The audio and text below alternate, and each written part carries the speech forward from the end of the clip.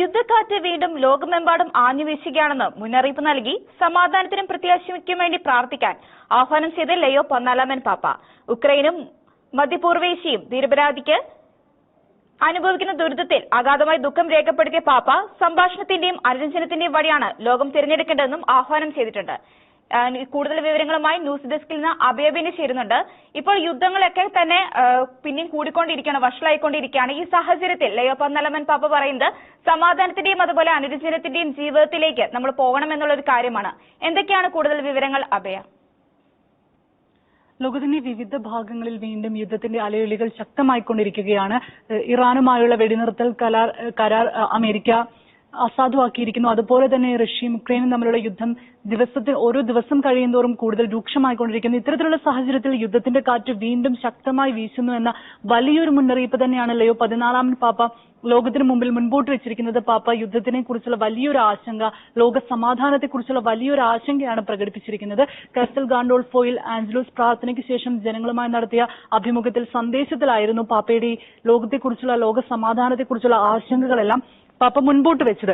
ഇതിൽ പാപ്പ പ്രത്യേകം പറയുന്ന ഒരു കാര്യമുണ്ട്. അക്രമവും മരണവും വ്യാപിച്ചുകൊണ്ടിരിക്കുന്ന ഈ സാഹചര്യത്തിലും പ്രത്യാശയുടെയും സമാധാനത്തിന്റെയും ജ്വാല അണയാൻ ഒരിക്കലും അനുവദിക്കരുത്.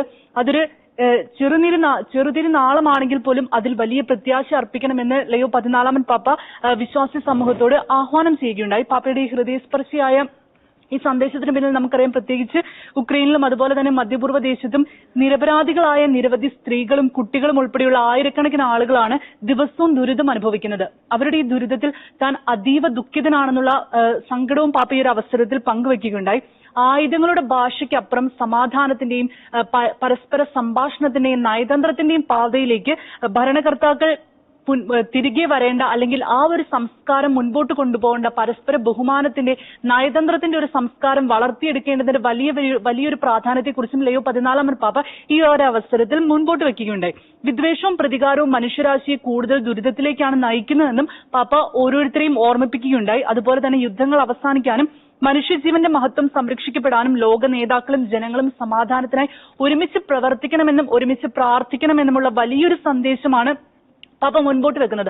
അതുപോലെ തന്നെ യുദ്ധമുഖങ്ങളിൽ കഴിയുന്ന സാധാരണക്കാരായ നിരപരാധികളായ വിശ്വാസികളോട്, ജനങ്ങളോട് പാപ്പ പ്രത്യേകമായി പറയുന്ന ഒരു കാര്യമുണ്ട്.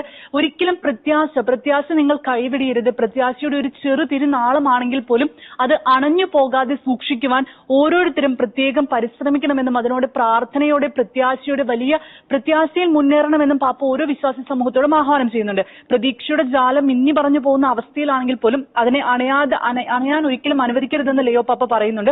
അതുപോലെ തന്നെ ജീവിതത്തിൽ ഏകാന്തതയും പരാജയങ്ങളും വേദനകളും കടന്നു വരുമ്പോൾ പ്രത്യാശ നഷ്ടപ്പെടാതെ ദൈവത്തിൽ ആശ്രയിക്കണമെന്നും ഇരുട്ട് എത്ര ശക്തമായാലും ദൈവസ്നേഹത്തിന്റെ പ്രകാശം അതിനെ മറികടക്കുമെന്നും പാപ്പ ഓരോരുത്തരെയും ഓർമ്മിപ്പിക്കുന്നുണ്ട്. അപ്പൊ തീർച്ചയായും ഈ ഇറാനുമായുള്ള വെടിനിർത്തൽ കരാർ അമേരിക്ക അസാധുവാക്കിയ സാഹചര്യത്തിലും വീണ്ടും വെടിനിർത്തൽ തുടരുന്ന ഒരു സാഹചര്യത്തിലും അതുപോലെ തന്നെ റഷ്യയും ഉക്രൈനുമായിട്ടുള്ള ആ ഒരു യുദ്ധം മാരകമായി തുടർന്ന് പൊക്കൊണ്ടിരിക്കുന്ന സാഹചര്യത്തിലെല്ലാം പാപ്പയുടെ ഈ ഒരു ആഹ്വാനം വളരെയധികം പ്രാധാന്യം അർഹിക്കുന്നതാണ്. അപ്പൊ ഇതിന്റെ ഒരു പശ്ചാത്തലത്തിലാണ് പാപ്പയ്ക്ക് വീണ്ടും ലോക സമാധാനത്തിൽ വലിയൊരു ആശങ്ക പ്രകടിപ്പിച്ച് മുൻപോട്ട് വരേണ്ടി വന്നൊരു സാഹചര്യം ഉണ്ടായിരിക്കുന്നത്.